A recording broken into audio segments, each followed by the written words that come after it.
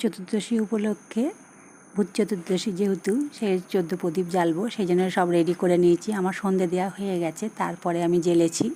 জ্বেলে একটু রেডি করে একটু ফটো ভিডিও তুলে নিয়ে, নাহলে সব দরজায় দেওয়া হয়ে গেলে আর তুলতে পারবো না এক জায়গায় নিয়ে, সেই জন্য একটুখানি তুলেছিলাম। এই যে ঠাকুরের কাছে একটু ধরেছি, ধরে ফটো তুলে তারপরে আমি যাব বলে রেডি হয়েছি। এই যে হাতে তুলেছি, বেরোচ্ছি ঠাকুরঘরতে, সেইগুলো মুহূর্তগুলো একটুখানি করে তুলে ধরেছি।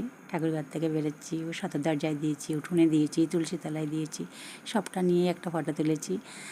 আর সদর দরজার নামের কাছে একটুখানি মোমবাতি জ্বেলে দিয়েছিলাম।